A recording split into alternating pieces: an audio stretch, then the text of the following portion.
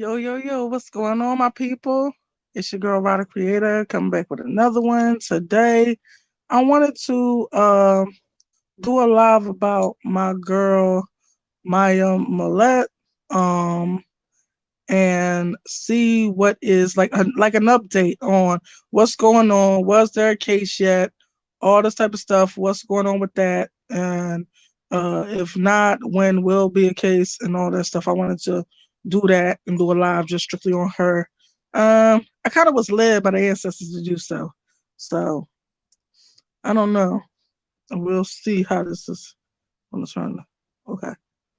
So So I just looked up. Well, first I'm gonna say I hope everybody has had a lovely week. It's Friday. Thank God it's Friday.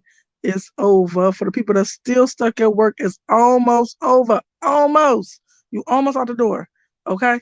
Keep hope alive. You almost out the door. So anyway, I hope everybody ready for the weekend. Gonna live it up on their weekend and have the best time and the best break.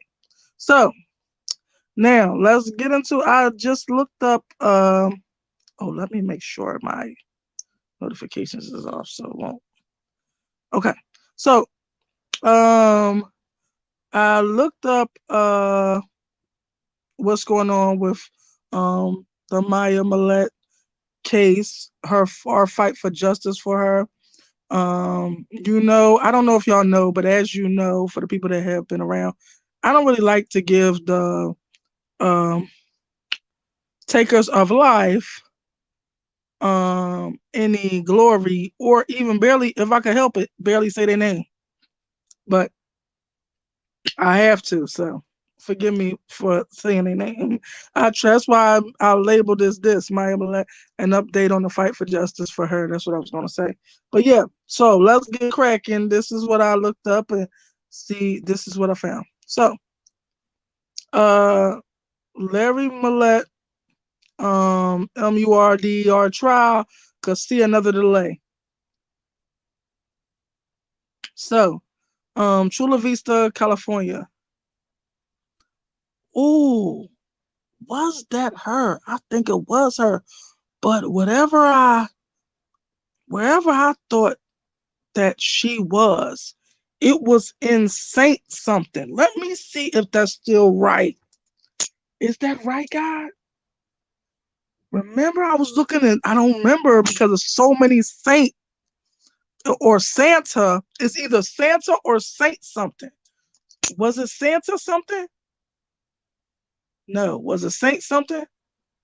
Yeah, because it's so many of those in California. I can't remember, but it's way back where my I don't know if I said, I think I did say where I thought it was. And if I did, it would be back on my older pieces about her. So yeah, I don't know if I ever did I do a piece on her like 2 years ago or so. Yeah. So then it'd be on my older piece. But yeah, so Chula Vista, uh, California. The trial for the Chula Vista man accused of murdering his, forgive me for that word, taking the life of his wife, Maya Millete, could be delayed after multiple months long delays last year over issues funding his defense. During a hearing on Thursday, the attorneys for the 42-year-old Larry Millete, who were appointed to the case by a judge in October, said they would not be prepared for the August trial date as they are currently engaged in a trial for another case and do not know exactly when it will end. Well, that ain't no problem. You better tell him to get another lawyer because, man, they better do something because this been a while. So anyway, the judge presiding over the case, Enrique Camarena, I think, Jr., appeared to be annoyed by the holdup before setting a final hearing on April 2nd to schedule when the trial will begin. So y'all heard that it's going to be a hearing on April the 2nd that's going to say or schedule when the trial will start. So We have to pick a date soon, the judge said. We put it out 8 months at least. I mean, hold on. We put it out 8 months at last continuance, and so we need to know. Camarena said, oh, Camarena said this. Who is that? The judge? Wait a minute. Yeah, that's the judge. Yeah, yeah. Camarena said, if we don't get a date that we can realistically try this case, I'm just going to pick one and then we'll go from there. The date comes nearly 3 years after Millete was arrested at his home in October 2021, 9 months after Maya, then 39 years old, was reported missing. He pled not guilty to all the charges and deemed eligible to stand trial after a 10-day preliminary hearing in January 2023. Yeah, they've been putting this off for a while now.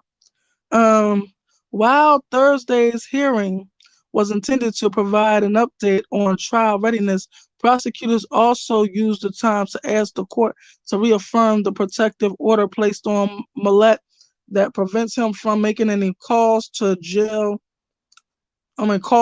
jail to people other than his attorney. The order was issued shortly after his arrest to protect the 3 children he had with Maya. In-person visits from family in-person visits from family members other than his children were not prohibited. Now, let me see if it's something else that says something about this. So, let me say something about this real quick.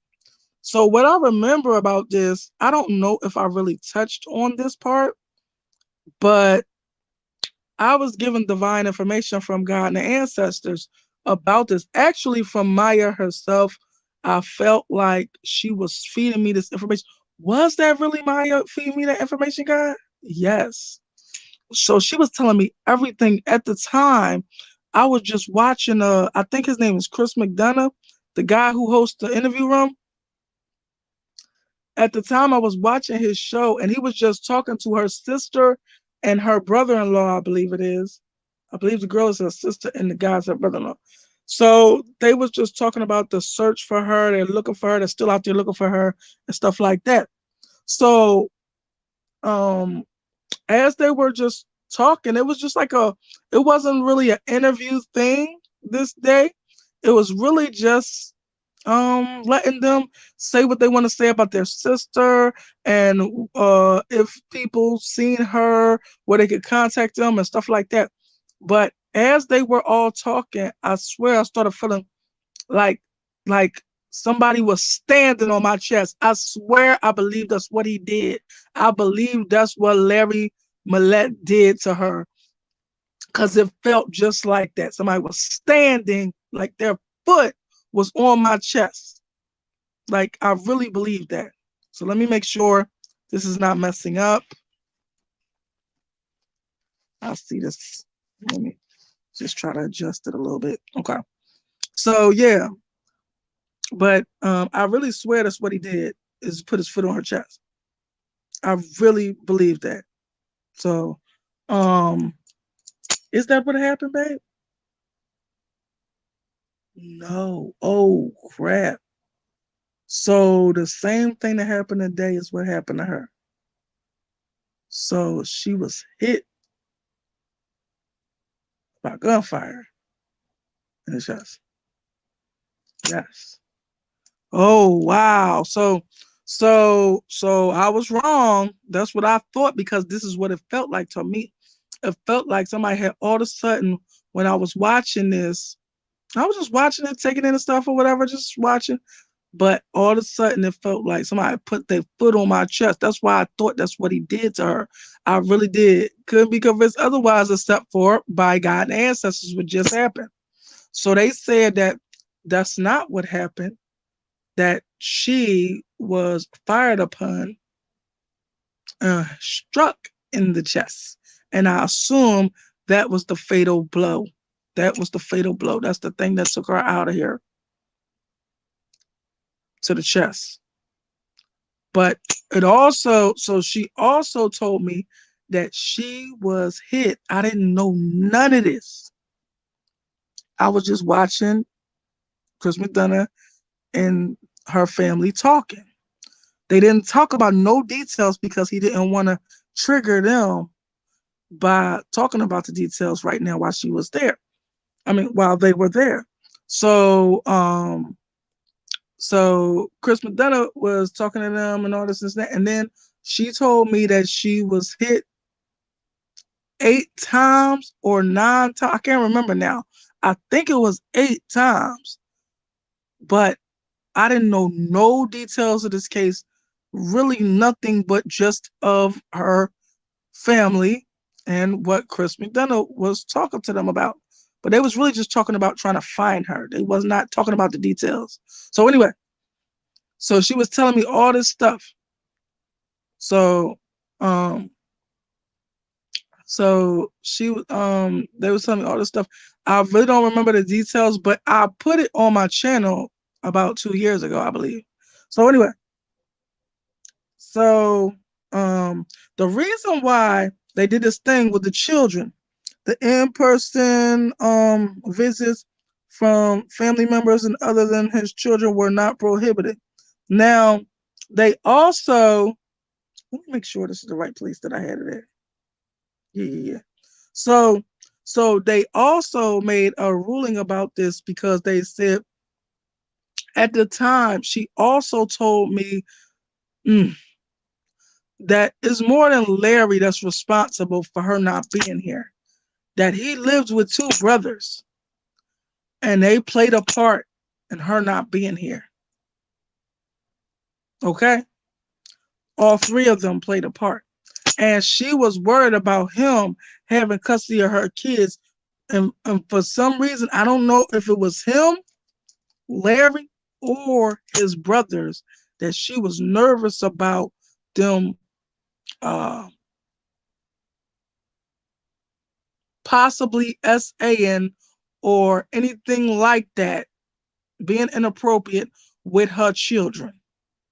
So then, when this happened at the time where they uh, stopped him from talking to anybody, first it was anybody but his kids, but then it was nobody was prohibited. He not allowed to talk to his kids now because what happened at the time was they said that he was trying to threaten the kids through the calls, like trying to get the kids, trying to make the kids I don't know, I think the kids was with his family at this time. That's also how Maya's family ended up getting the kids, but he was like threatening the kids about like SA stuff. Like, y'all, if y'all could see, Maya was very clear in everything she had a problem with, everything that she felt like she wanted me to know that happened to her, and everything that was her fears that she didn't want nothing to happen to her kids. And it was so crazy. It was like one by one, everything was just coming out like that, back to back. It was so crazy. And so with this, um, they had removed the kids from his family custody because he would call the kids and try to threaten them with, like, tell them to watch this movie or have somebody play for them the movie American Me. Ain't no kid supposed to be watching no American Me. And then something about a SA part in that movie or something, and threatening the kids with this. So this is why Maya had the worries about it. And damn if he ain't trying to do that. Ain't that crazy? So So yeah, I just want to talk about that. But yeah, this is the real reason why they didn't want him to talk to anybody but his children. But then that was later prohibited to no one but his lawyer because of him threatening his children through his family. It was crazy. So anyway, so hey, what's going on? How are you, King? That's dope. I really want to see if that was you, but I don't know. I ain't gonna get too JoJo. I'm gonna check it out later. I'm gonna go hit your thing later and find out if that's who it looked like it is. It probably ain't, but I'm just gonna check anyway. But how are you, King? So good to see you. Thank you for being here. So So let me finish reading up on Maya. So, however, Deputy District Attorney Christy Bowles said that between February the 2nd and February the 27th, Millete had made 11 video calls through the San Diego County Sheriff's video visit system to people other than his attorney. Something she said was a clear violation of the court order. Um, at that hearing, the court was in very clear, no uncertain terms with the defendant present, stated those visits, the video visits, were prohibited. Bowles said, adding that the calls were hard to monitor for possible contact with his children since they operate like a FaceTime. So I guess you can't keep track of who they talking to when they operate like a FaceTime. I didn't know that. But okay, so because they're changing the jail and prison systems over to like trying to get up to date with the technology. So like now they've been giving out tablets and everything. So yeah, kind of making it more like of an independent thing where people can contact people, but I guess it's still monitored in some type of way. I don't know. But anyway, so for whatever reason, he was given the opportunity to conduct these video visits, and he took advantage of that opportunity. She continued. Bowles also said she would be, hold up, let me make sure my thing is still good. Okay. Bowles also said she would be able, wait a minute, let me rephrase this because this is a misprint. Bowles also said she would also be speaking with jail personnel about the issue later Thursday. Millete defense attorney Colby Ryan pushed back, saying the violations were not necessarily Mr. Millete's fault and had more. Hey, E, how are you, honey bun? How are you? Good to see you. Thank you for being here. So, where was I at? Millete's defense attorney Colby Ryan pushed back, saying the violations were not necessarily Mr. Millete's fault and had more to do with the sheriff's department's recent switch to a new communication system. Yeah, everybody kind of switching it around. They're starting to give them tablets and that's giving them more communication freedom. I don't know if that's a good thing or bad thing. We're gonna find out. I don't know. So anyway, I don't believe he had any intent to violate this court order because he actually asked us, and it was our understanding that this is how the jail is going to do it, Ryan said. Moving forward, we will make sure that Mr. Millete only does social visits and that the jail is made aware that he cannot do these video visits. The judge ultimately confirmed the restraining order blocking Millete from making jail calls applied to video visits, although he disagreed with the defense attorney's argument. The one that makes the decision on who gets the phone calls and accepts the phone calls is you, Camarena said. That's the judge. He added that Millete's multiple requests to modify the protective order to allow more outside contact did not help. Oh wow, I didn't know that. So maybe someone made a mistake, but it's on you to make a decision whether or not to make the phone call or make the video visit. And frankly, I think the DA's office could charge you if they wanted to. He continued, we're not there, but violating a restraining order is a violation of a court order, which is a new crime. Oh, that's a new crime.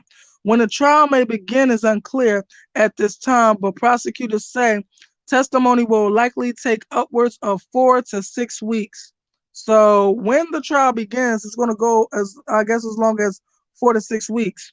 So I just wanted to do a little quick update about what's going on with her. I didn't know that it didn't start yet, and I was under the impression that it was going to start.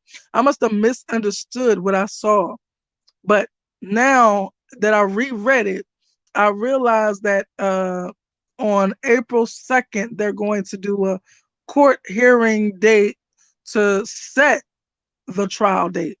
So his lawyer's been kind of dragging their feet and trying to drag this whole justice process out and saying that they got other cases. If they got other cases and they don't know when they're gonna be able to try his case, they need to drop him as a client and let him get another lawyer or let him get another law team because y'all tripping.